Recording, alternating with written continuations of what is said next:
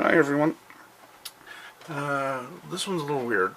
I'm not actually going to do a full review, and I'll explain why.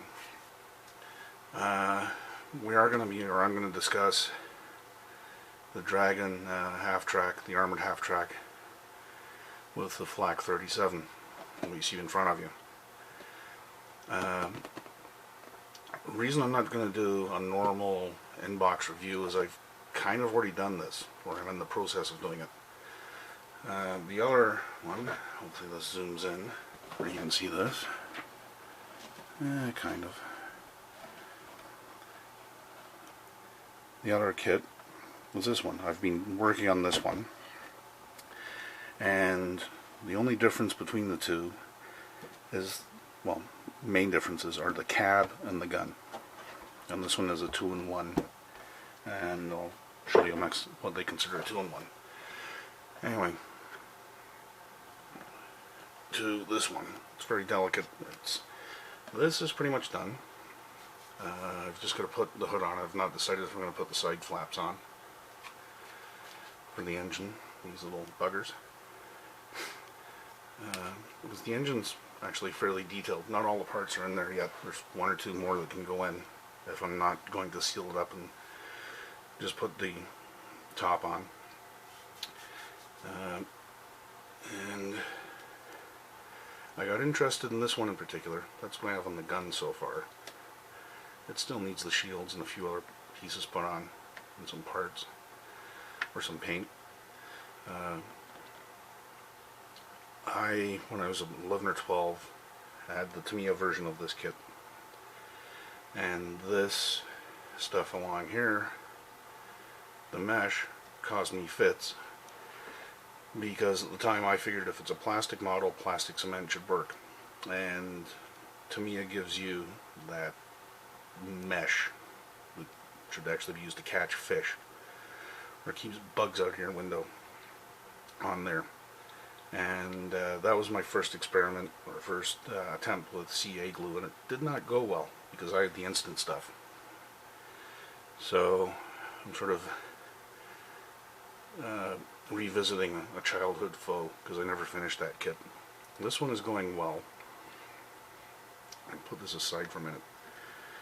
But, sorry, I'll do this first. As you can see, when you compare the two, we'll use the box art for now.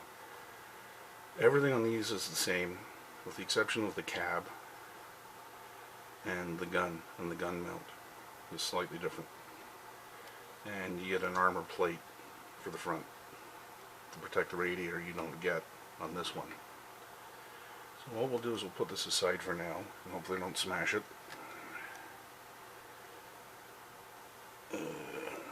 Excuse me. I'm going to really burn through this because other people have done reviews of the basic versions of this kit. Not this particular model or version, but similar ones. Instructions, at this point people say the instructions are typically Dragon, and they follow their normal layout, but we'll come back to that. It's a little unusual as they made their instructions so long they gave you a separate sheet for your painting options, and there's quite a few, as you can see. Germany 45, Russia 44, Greece 43, Roma 44, Italy 43, Eastern Front 43. Take your pick. Anyway, what makes this one what they consider the actual 2-in-1 trick, where is it? I'll just show you. As I said, we'll come back to instructions. First of all, unlike Tamiya, no mesh. It's Photo-Etch on both for your actual mesh. Not a ton of Photo-Etch in either kit. Reasonable to deal with. Everybody says, and they're quite correct, that Tamiya moldings, great, no flash, reasonable sprue gates and attachment points, nothing terrible to report there. The gun screw, again, I haven't done the 37 yet, but we'll assume based on the other kit that it's clean and accurate. The tracks, let's try and tighten this up a little bit. The tracks, if you've done the half tracks with Dragon before, you know what you're getting into. It's the two pieces, and you can, if you're very careful with the glue, make these fully workable, which is nice up until they're on the tank or your vehicle, and then I like to glue them in place once everything's painted, simply because I just don't trust the attachment points to hold together over the long term and handle anything other than very, very light handling. So if you've done the half tracks before with Dragon, you know what you're into with those. And that'll come up again.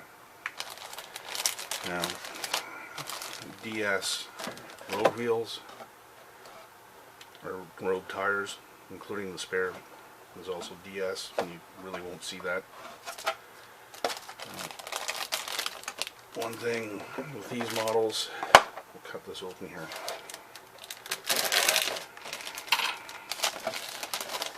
Because again, this is something I'll come back to. Again, that's wheels, nice and clean. That's your frame, or chassis, whatever you want to call it. Well molded, nice and clean. A little bit of gunk there. There's actually a little bit of mold release on this, which I'm not used to seeing on Dragons, but it's clean and it seems square. So we'll move on from there. But remember this. Okay. And they give you, what I'm not thrilled with, they give you masks.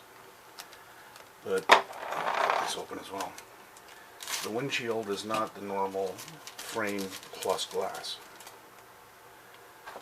It's all one piece. Hopefully that's showing up. Let me take a quick check. Kind of. I'm casting a shadow, so right. It's all one piece. It's the glass and its frames all molded together. Now they do give you the masks for both sides. I really don't like it. I would rather have a frame, paint that up, and then white glue the glass in later. But it is what it is. It's livable. And the rest is more pieces. Oh, did I just have something crunch? Now they give you a really good interior on this one. Anyway, what makes it a 2-in-1 is they give you, or what they consider the 2-in-1 features, they give you the option. You can either have the mesh sides, the metal and mesh, this. Right, I can make sure that sits properly, it falls over, which is, these are the frames for. Or you can do a wood side, which is these ones. That's their 2-in-1. But you also get the option of leaving the doors open, and you can have the gun set for a firing position, or set for firing, or in its travel position. Now, I'll put some of this back. And again, the first couple of pages between these two models is exactly the same. It's going to be another radical sense of deja vu. Let's move this out of the way completely for now.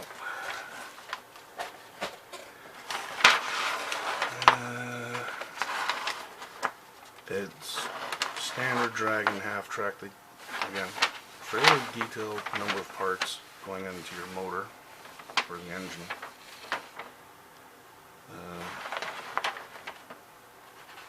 So there's not much to report there. Let's go on the wheels.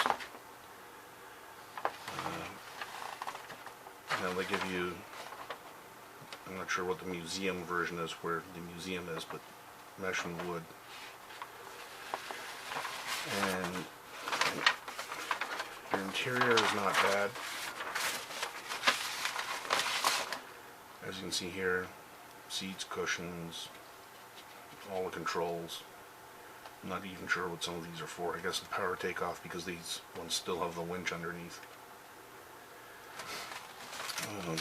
One thing that's missing, or could be added, for your dash cluster, the instrument gauges, they don't give you any decals.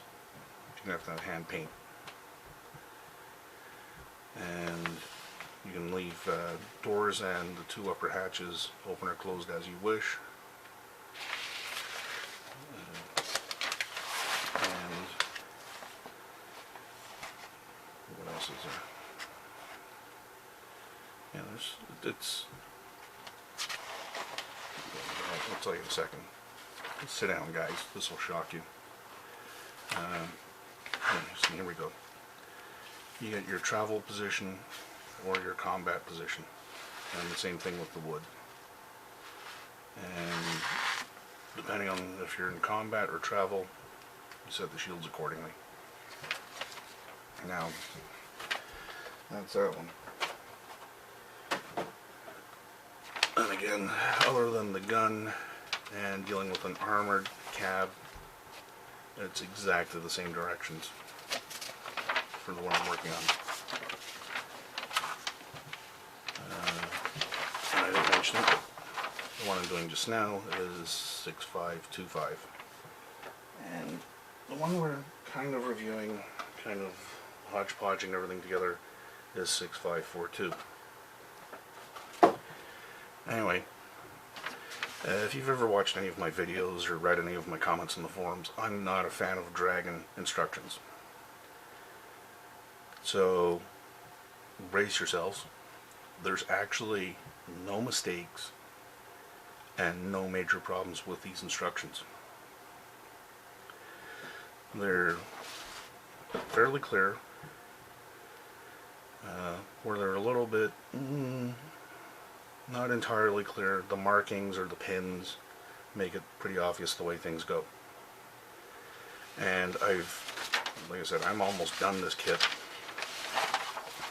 I'm up to about step 16, and I've already skipped ahead and done major portions of 17. So I only really have about 10 or 15 more parts to go on, and 8 of those are magazines down here. They haven't even reversed part numbers, where they do these mirror numberings, like this one here. A9 on the indicated one, A8 on the opposite side. They've actually gotten it all correct. It's a first for me with a Dragon. And either the instructions are good, or I'm just so used to dealing with their mistakes I'm not even noticing them anymore. But these ones are working. Yeah, surprising. It surprised me. Now, the other thing I wanted, and the reason I said it was kind of convoluted, is I picked up the Dragon we've just reviewed with the armored cab and the 37 flak, because I tried this one. Now, it's exactly the same vehicle. They don't call it a 2-in-1, but they do give you the option of wood sides, like in this drawing, or you can do mesh ones as well. Another main difference is they actually give you the speedometer and the temp gauges and stuff like that for the dash. I'll actually be using this on my current model because it's an open cab. Where there's a major difference, I'm not sure if this is going to show. Okay. That's the track, that's the pad, and down here, that's the metal plate that holds the pad. I'm going to the instructions if we can find it quickly. And we'll come back to these. Okay. That's your track instructions. They're saying put the pad onto the pad holder, which forms what's one piece with the dragons. Put them together and then glue your two pieces together. And you can link these up. You can make this fully workable. What's good about this is a lot of these rubber pads fell out or were completely worn away. So you could represent that a couple of times on each track. The problem is for all the other parts, you're dealing with 50% more parts, and they're tiny little things. Whereas if you were really desperate with the Dragon Magic Tracks, you could sit and scrape off the rubber pad section. So more work, better detail for these tracks. I'm not sure which way, if it's better or worse. It's a lot more work and going to be a lot more fiddly. They actually, being Trumpeter, they give you color painting guides. And the other main difference is this one actually gives you the trailer. And it's a big trailer. It's fairly well detailed. I did put the trailer together first because I was interested in how big it is. That's the one with this kit. Just as an example, I also did one from AFV Club, or maybe it's Bronco, where it's a standalone trailer. So you can see the size difference between the two. And yeah, this one's got to get repainted. That was a bad enamel wash mistake. And what happened is I started off with the one I'm making. Or I didn't actually. I started with this one. Switched over to the first Dragon because I had that as well kicking in the stash. And we'll go through this. Because it's actually Trumpeter's instructions that annoyed the hell out of me. They're far too interested in the parts count. Like your transmission here. All sorts of detail and parts going on it, most of which will never be seen. They're having you put on stick shifts and control sticks long before you've got any bounty parts on. It's a disaster waiting to happen. You're going to snap these off long before you get it together. And what I found really annoying is they give you not a frame, but frame pieces, and you have to assemble it. And the guides, it's not locked together like in, say, a Tamiya. There was actually a lot of play in these. You could have, or I could have easily put this together uneven or unsquare, and you won't know you've made a mistake until much further on when you start adding other parts and they don't fit right. So I was not impressed with that. This is how far I got on this one. And as you can see, I left the shift levers and stuff like that off the transmission. And this took 3 nights just to get to this. And if you recall, this was pretty much one piece coming out of the Dragon kit. You know, the suspension wasn't there, the transmission wasn't there, and this wasn't there, but I didn't have to put together the main frame and then wait overnight for it to dry just to be sure it was square at least, and it was going to stay square without shifting as it got handled. Now the other thing too is they tell you to glue this, and they don't tell you not to glue the transmission into its mount points here. So in theory you're going to glue these in, but they don't indicate any angle, and there's no other mounts other than this front axis here. So that's what I've got because I didn't glue it, which I'm fine with because I've got stuff to go in, drive shafts and all sorts of things to go in, and no idea what angle I'd be at. So if you weren't paying attention and slapped some glue in there, you may not be adding the extra details underneath. And it was at that point I just realized this kit was going to be a complete pain, because I was going to keep going and I wasn't going to know I've made a mistake until I couldn't proceed any further. So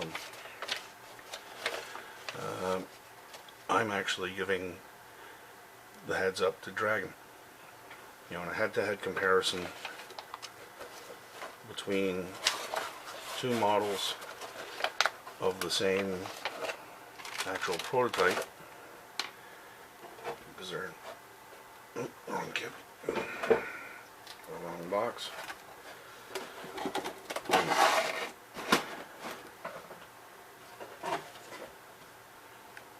It's the same vehicle, and I've encountered some flash, some awkward sprue gates, etc., etc. with the Trumpeter. So in the head-to-head, the Dragons win. The only thing this is missing is the decals for the dash, which in this particular model you won't see. On my open top, on this one, potentially you will see. Let me get that off.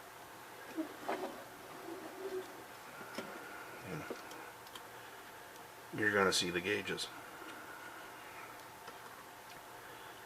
And again, part of the lunacy with the Trumpeter system, you're going to have small holes in the floor, and if you've picked the wrong angle to put these levers at, as you mount them to the transmission in step number 1, they're going to break or get broken or be at completely the wrong angle by the time you get to this stage. And yeah, I already broke the markers off the side. My fault entirely.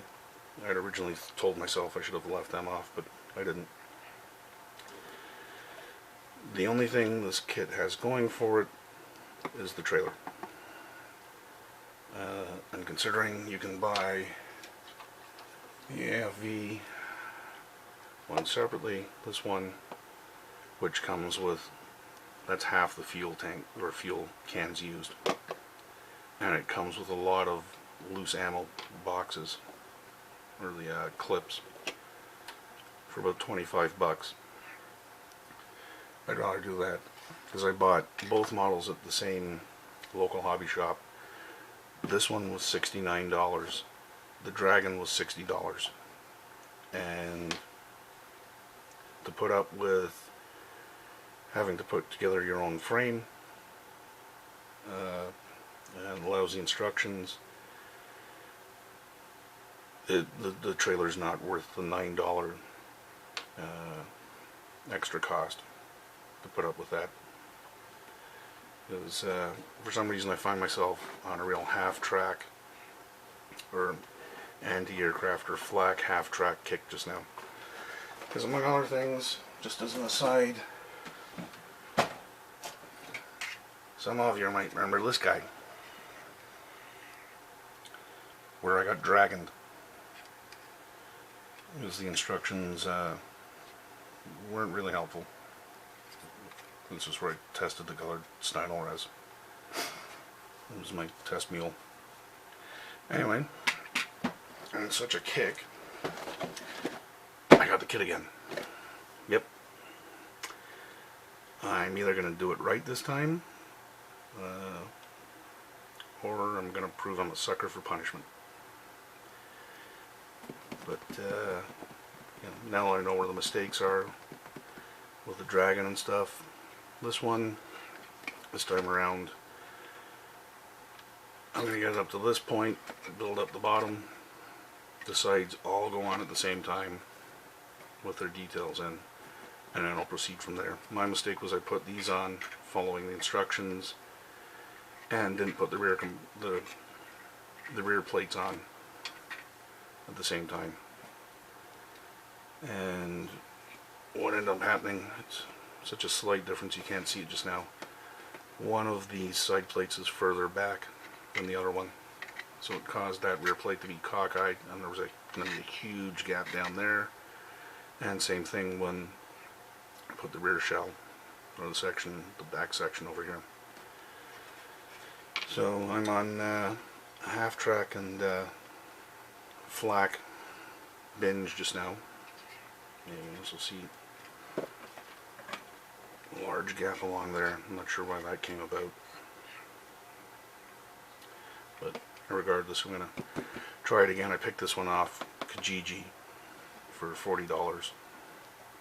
At Canadian prices, it's an absolute steal. And the guy works relatively close to me, so it was about a 10-minute trip to pick it up. And I've done a review on that one if you're interested. Look at it on my channel. But so for either one of these, I'm going to give these guys a real good thumbs up. Hopefully you're not getting too much glare.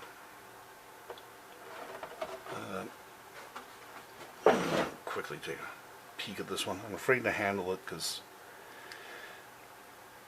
this stuff could break off pretty easy.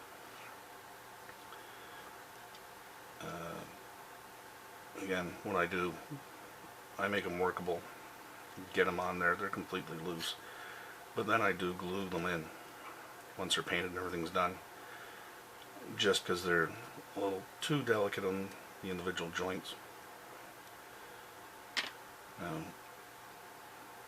Stuff like, you guys can't really, probably won't even see it, there's a spare tire in there. If I turn it sideways, not a chance you'll see it. Same thing with the under body winch. Turn it sideways, you're not going to see it. Same with the muffler and the exhaust, for the most part. And you'll see a little bit of the exhaust here, if you're right at eye ground level with it. The reason it's in this shape is I built the frame, painted everything up, did the tires, added the tires, painted the tracks, added the tracks, and then I had the front section and the platform together, painted them separately and plunked them down. There's still a few more pieces that will have to go here and here, and at the very least the hood, plus probably the side sets. So, but I wanted to get most of the painting out of the way, because to put this all together and then try and come back and paint these tracks or even these wheels is going to be a nightmare. And they give you tools, which are fine. They're supposed to be mounted on the side, which would be the underside of the mesh. I've left them off so that I can hand paint them and put them up, because to try and paint wood handles through the mesh was going to be impossible.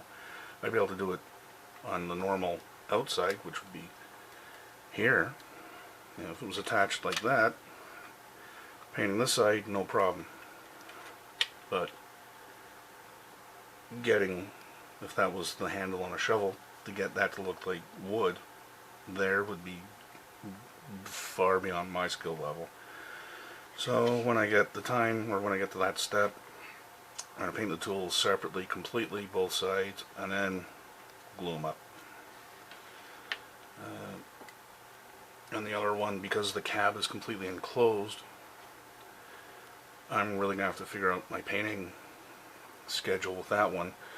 But it's a good enough interior on the Dragon that I do want to leave at least a door open and at least one of the roof hatches. Anyway, I've rambled on long enough, but I thought you guys would just be interested to hear Dragon can actually get their instructions right once in a while, which means I should do it all the time. Hopefully that's in shot. And let you guys know, if you're looking for one of these half tracks with the flax, I'm going to say go with the Dragon over the Trumpeter, simply because